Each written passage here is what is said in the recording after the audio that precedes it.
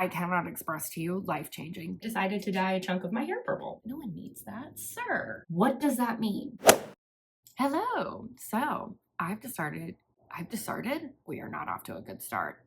I've decided to start another reading vlog. So the reason I am doing this is because I cannot handle sit-down video just yet, but I want to film some content for you. Okay, so I need to provide some additional context, and I thought this beautiful freeze frame was the best place to put it for some reason. Yeah, this was filmed over a month ago. At least it's taken me forever to edit this thing, so I'm gonna be rambling about some stuff about being busy in a conference. So if you're a subscriber and you're like, didn't she just have a work conference last month? You would be correct. That was from that month. Anyway, that's all I came on to say, is that this is an old vlog. Okay, bye! And as you may or may not be aware, I've been an extremely busy bee with work, which has all culminated in a conference that I just went to. So I just spent the past week doing small talk for 12 plus hours a day. I cannot explain to you, as someone who is very introverted, how exhausting it is to pretend to be extroverted for my job. I am so tired. So I want to relax this weekend, hang out with you, hang out with Kevin, he's around here somewhere, and just read some books. I'm gonna mood read because I just want something that is gonna help me reset and get back into filming, get back into exercise, eat some healthy meals. I'm so sick of takeout right now. So I will be starting off with Jennifer Hartman's newest release, Older. I am like 85% into this book. I stayed up way too late reading it last night and I thought I was going to finish it, but the northern lights finally swept in, so I spent probably like an hour wandering around taking photos. I'll insert some here. It was like, I cannot express to you, life-changing. They are so beautiful. So although I was already exhausted, worth it, 100% worth it. Also, I got some reading done. If you don't know, this is a dad's best friend age gap taboo romance. Basically, our heroine Haley goes to a party to escape her abusive family for a little bit, and she pretends to be slightly older than she is at this party. She ends up running into a guy that's in his 30s that they start kind of having this vibe, this connection that all comes crashing down when her true age is revealed. That's already like a thing, but it's like embarrassing moment one night, right? But then they come to find out that he is her best friend dad who has just moved to town. And things get even more complicated because her parents are neglectful and also abusive. She really relies on her friend's family as like her own family. Like I said, I'm about 85% into this book. I have some notes, but overall my feelings about it are pretty positive. I will kind of give all of my thoughts after I get done finishing it, even though we're kind of like starting in the middle of it. I'm gonna get that finished and then I'll pick out my next read. See you soon. Hi, so we're in my bathroom because I decided to dye a chunk of my hair purple and I already got started, but I thought I'd quickly talk to you about Older because I just finished it. So overall, I enjoyed it. Definitely get the references to Birthday Girl, but I feel like this is even more taboo because it's her friend's dad. And I feel like there's even more at stake there versus like an ex's dad, because like you don't know that person anything, you know what I mean? I was really hooked in the beginning for sure, like the first couple of like chapters where we're finding out like what's all going on, because I hadn't really read the abstract. I just sort of picked it up because I knew I liked Jennifer Hartman. I knew it was like a taboo age gap romance. I was like, that sounds like fun. Once we settled in a little bit to the story and we have like the main pieces in place, I did feel like the story meandered. I wish there had been maybe a little bit more plot or a little bit more structure of some kind so we knew where maybe it was going. There were just times where I kind of found myself not bored, but just kind of feeling like things were maybe a bit repetitive. But when things kind of start kicking off more towards the end, then I was hooked again and really enjoyed that.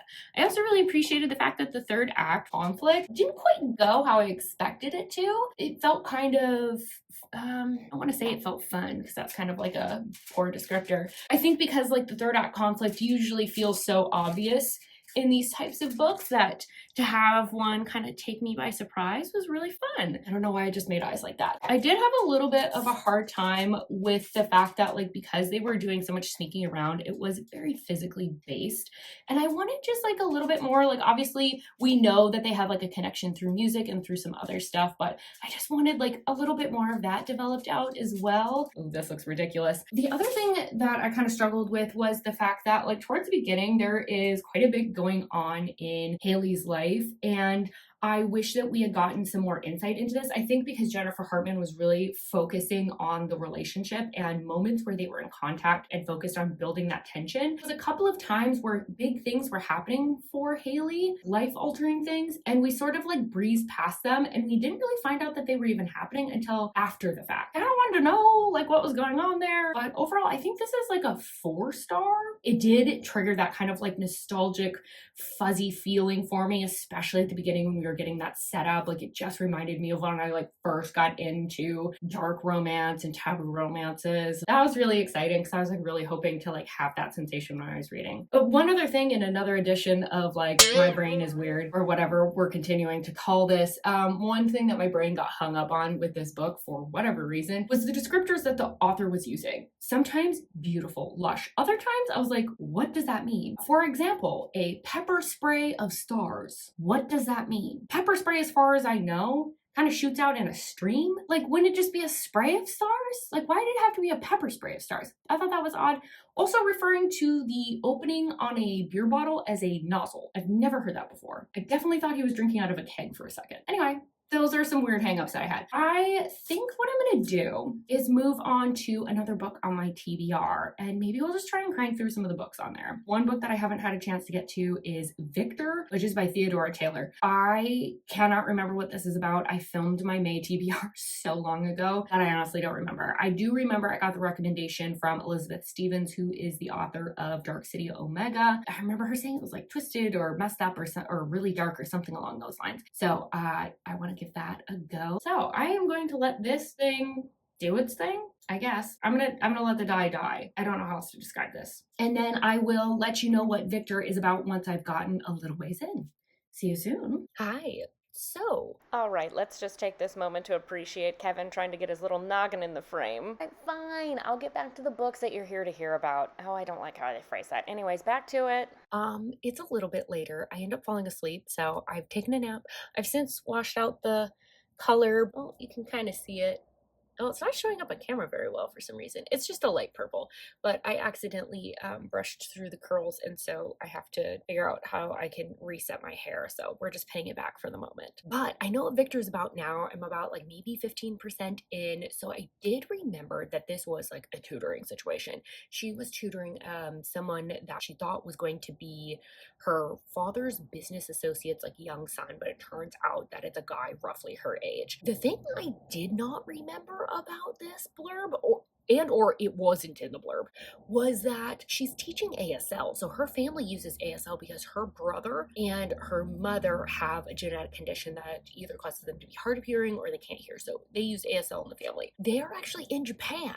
So her dad, it sounds like, works for like the Yakuza and is some sort of contractor, like a bodyguard or some sort of protection. But the boy that she is teaching is Chinese, and so he speaks Chinese Sign Language. He is hoping to learn ASL so he can go to an American college, I'm assuming, or university, something along those lines. There is some like tension going on because she is a bigger black girl, so she is having kind of a hard time with the Japanese beauty standards, as really idealized very thin bodies for both men and women. And Victor is a big buff boy, so he also doesn't really fit the ideal beauty standards, but it's making both of them insecure around each other, which I wasn't really expecting. I sort of figured Victor would be like very confident because he has like fighting abilities and his dad is involved somehow in the Yakuza. At least I think it's the Yakuza. It's kind of hard here. I'm having to read between the lines on some of this because it kind of feels like the daughter has been kept out of a lot of it. That's where that is at the moment. I'm going to continue reading. So I'll try and update you around the 50% mark to let you know how it's going. I am going to go sit outside because it is so warm today. It's supposed to get up to 80 degrees. So I want to get outside and enjoy the warm weather. And also, this little cutie right here will not leave me alone, will you? because I was gone for so long. He's been really upset and he needs to be like right next to me at all times. So we're definitely going to be seeing more of his little noggin in the vlogs. See you soon. Hi. So I am now 60% into Victor. I was just about ready to make myself some dinner, so I thought I'd take a little bit of a break. I spent part of my day out on the patio of a tap room and it was perfect, delightful. It's so hot here right now, and it was nice to not roast in my house for a little bit. I'm now 60% into Victor, and I have to say, it's not the book I was expecting. It's not a bad book. I was kind of led to believe that this was going to be like dark and gritty. The only thing that's really dark about this book is the fact that we're dealing with a lot of like organized crime, like the Yakuza and mafia groups, but it's also not the forefront. Like it's sort of like a thing that's happening in the background of these people's lives because their parents are both involved in organized crime groups. So that's the only thing that's really making this dark, to be honest. A lot of the relationship development is also happening off page because basically what happened is we like set it up and then all the tutoring was sort of like yada yada off page and we had a time jump and we just like moved on to other things. I don't know, it's interesting because I'm very compelled to read this book. A lot of interesting things happening with like F culture along with Chinese, Japanese, American culture all sort of merging together. And so there's a lot of interesting things happening. The relationship, because so much of it is happening kind of off page, it really feels like almost juvenile. It's very almost YA. In the blurb, there's this mention of like this big secret. I was like, okay, cool. So we're gonna have something like really twisted. It was very middle school when the secret was revealed. I was a little bit disappointed with that, but I don't know. I feel very like mixed about this book right now because I think part of the reason I'm not having a great time with it is because of the expectations I had going in. But also I feel like my expectations were not unreasonable given the blurb. I don't know. I don't know how to feel about it. I do like reading this book, but it's just definitely not the book I was expecting. I'm really curious to see where this goes. We've been getting some time jumps here and there, and there's definitely like a touch her and I'll kill you kind of energy, but like I said, very, very YA feeling in some regards. So I'm curious if that changes or shifts in the second half of the book, or if that's just kind of like true throughout this. I am going to make myself some dinner. I desperately need something to eat, and I will continue reading. I think I'm gonna try and finish this book tonight, and then we can move on to something else tomorrow, but we'll see what I can get through. All right. See you soon. Hi, so I finished Victor. It took me a little bit longer than I expected it to because my husband called, I had some dinner, and so I just was a little bit more distracted, so I didn't read it as fast because it's almost bedtime, although there's a small part of me that's debating whether or not to stay up for the Northern Lights again. To be determined, we'll see how I'm feeling. I'm very tired and honestly probably should be prioritizing sleep. Did want to update you a little bit on Victor, and I have to say I feel so incredibly conflicted. I do not know how to feel about this. Might be one that I just need to sit on for a little bit because on the one hand, I enjoyed the story. I thought it was interesting, but at the same time, like a lot of the beats that the story was hitting were very similar plotting wise. It's just that the details were reimagined in a way that I found interesting. In some ways, it's predictable, and in some ways, it's so unexpected with just the inclusion of a lot of like Japanese culture, deaf culture baked into the story. I will say it did eventually get darker, but it took a long time to get there, and I almost felt like what happened later in the story should have happened much sooner because it did have this very odd feeling of being both YA and a dark adult romance. And so it just tonally kind of threw me off. We do at some point get a time jump, and that happens quite late in the book. I was a little bit annoyed with that because I just wanted something more with the characters. And like during that time jump, we got a bunch of updates on side characters. Okay, I don't know what in the word salad I was trying to say here, so I will clarify here and now. At like the 80% mark, we had this big time jump, and we got introduced to side characters that we had never heard from before. Not only did we get introduced to them, we got their entire backstory, their relationship with the main character. I cannot express to you how much I just genuinely do not care about side characters introduced and info dumped on me this late in the game. Like, give me my main characters and wrap up their story. Okay, I got a little aggressive there, but hopefully you understand what I'm saying. Okay, bye! But at the same time, like where the story's going, the cliffhanger it left off on, I'm extremely interested because I feel like it's going to get a lot darker in the next couple of books. It's going to get a lot more twisted. I think it's going to lean potentially captor captive. So I don't know how to feel. I don't know how to feel about this book. I don't think it's that good of a romance. There was not enough meat there. If I rate the plotting and structure, maybe a 3. This isn't a story that is unexpected. But again, it does still have some interesting, refreshing twist because we do have all these cultural elements, basic, but also not basic. I'm so conflicted. I truly just don't even know how to rate it. I feel like it's got to be a 3-star because I feel just lukewarm about it. I don't know. That's where I'm at with that one. So I will say, because I was reading that book expecting something darker, I think I might deviate off of my TBR because I really need something that's going to be like dark, emotional, gritty now to kind of make up for what I thought this book was going to be more of. So there's a book I've been meaning to get to for months. It sits in the back of my brain regularly where I'm like, oh, that should be my next read. And then inevitably I get distracted by something shiny. But I think I'm going to seize this opportunity and I'm going to read Counts of Eight by Bryn Ford. All I really know about this book is that there are 2 captive dancers. I don't know exactly for why. I'm assuming entertainment purposes. But I think one of them has been there much longer than the other. And so it sounds like they kind of trauma bond in this environment. I think I might start reading that tonight, even though it's like definitely past my bedtime. I kind of want to try and stay out for the Northern Lights again. I mean, this is sort of like a once in a lifetime opportunity, I feel like, for me. I really never thought I'd be able to see them. So we'll see. We'll see how far I get. I'll keep you updated. I will see you soon. Surprise. So it's the next day.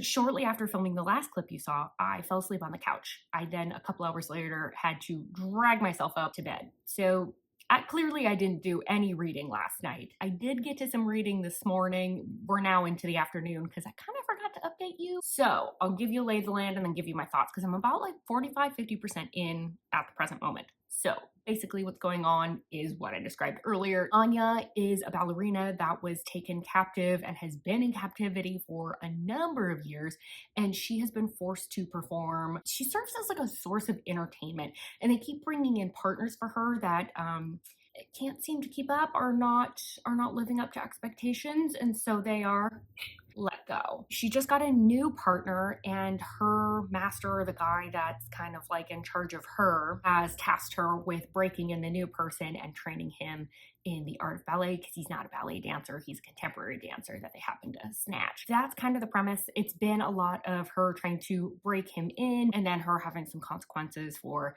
not succeeding. Have you come to join us?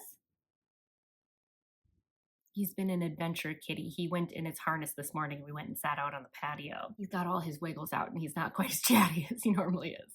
But my thoughts right now, so far, I feel like we haven't gotten a ton of progression in any sort of plot. There's always something going on because she's trying to get Ezra to break the new male dancer, and he's very stubborn, but he's also protective of her. And so he's kind of under these like push-pull conditions where he's wanting to please Anya, but also not wanting to give in to like their overlord captors. And she's like really trying to just get him to behave or submit. No one needs that, sir.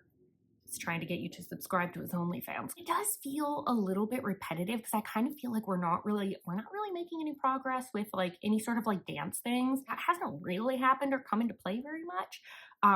It's been a lot of like Ezra in a room slowly being broken down mentally, Anya really trying to be like, how do I get this guy on my side? And also like there's some building attraction between the two of them. I don't love it, I don't hate it.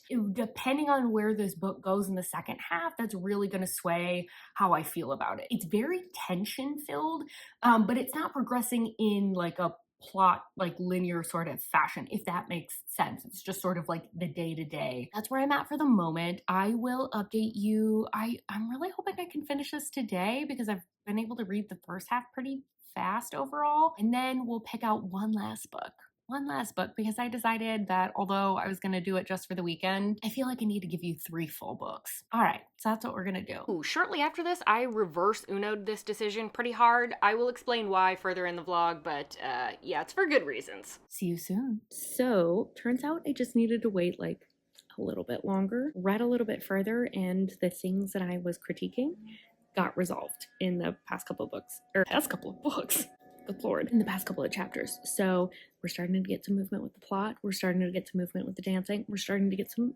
real movement with the relationship, and we're starting to understand what's actually going on here, which is nice because that has been definitely missing.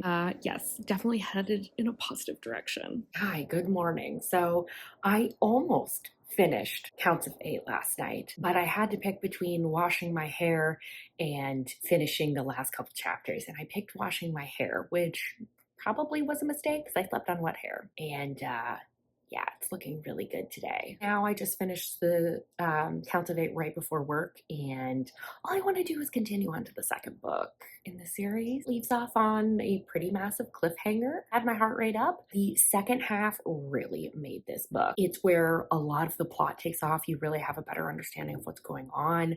The relationship develops a ton, but oh baby, is that thing still really super slow burn. Like to the point that I was like, are we gonna get like a proper spicy scene or just some heavy petting? I wasn't sure. The thing that I just absolutely loved was this like slow progression of the relationship between Ezra and Anya. And Ezra is so aware of where Anya is mentally and how he needs to be careful with her and where to take it slow and where he can push things so he's not traumatizing to her basically. He's so conscious of how she has been impacted by captivity.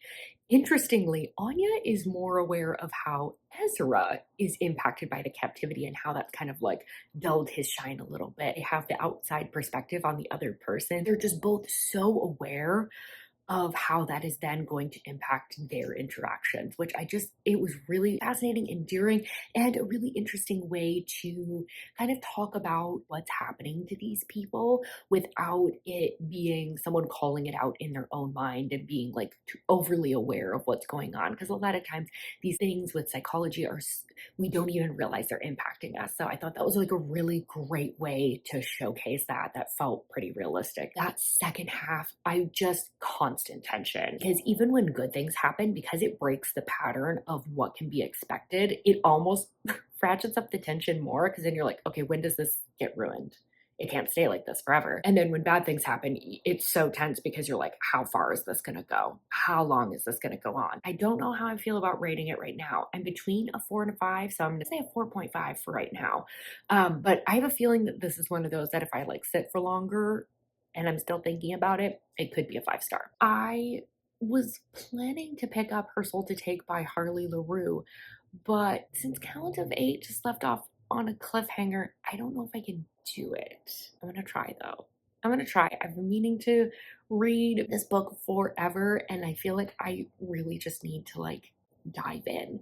It's been on my TBR for a long time. I'm just in the mood for it, which makes no sense because we're rolling into summer.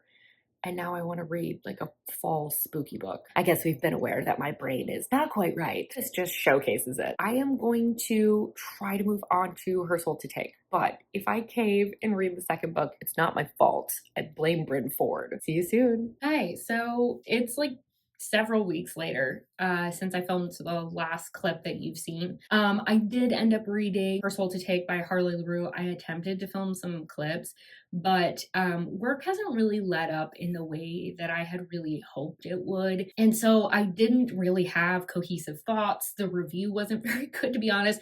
And it's been really challenging to edit those clips because one, it's just hard to see myself like clearly not doing well. And then two, just from like the logistics side, like my speech is pretty choppy because I'm having such a hard time pulling my thoughts together that it's really difficult to edit and have it sound cohesive. So I'm just not going to include those clips. Oh, we're in my bathroom because I'm getting ready to go like run some errands really quick. So I did enjoy Her Soul to Take. It took me a really long time to get through it just because of like how work's been.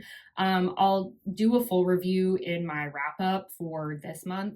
And because it's taken over a month for me to edit this, that wrap up is actually in May. That's from last month. So if you're looking for that, do not be confused. It will not be in the June wrap up. It will be in May. Okay, great. Thanks. Bye. Just because like I still just don't even have a lot of thoughts together because my brain is just my brain power is all being consumed by other things for like work and stuff like that. It's just one of those times in life where it's coming from all angles and it's just not really letting up. My energy is just so gone because it was already stressful. And then now it's been for such a prolonged period of time that despite my best efforts to really protect myself mentally and emotionally, it's just starting to really take a toll. So I'm hoping I can keep up with one video a week. I just don't really know at this point, just because life's been so unpredictable. I'm just kind of in a tough spot right now. Okay, despite the fact that I'm serving Eeyore, I promise you I'm fine. I'm just super tired in this clip. Also, did want to confirm now that we're like a month out from when I filmed this clip, I definitely will be keeping up with a one video a week schedule. As much as I would like to go back to doing 2 videos a week, I just don't think that's obtainable. I think I just need to take that pressure off of myself of trying to get back to that. And honestly, I found a good rhythm with one video a week, and I think that that is what's working for the moment. Okay, that's all I had to say. Bye. So I'm going to end the vlog here. Don't forget to like this video if you liked it, subscribe if you want more content, and I hope I see you in my next video. Bye.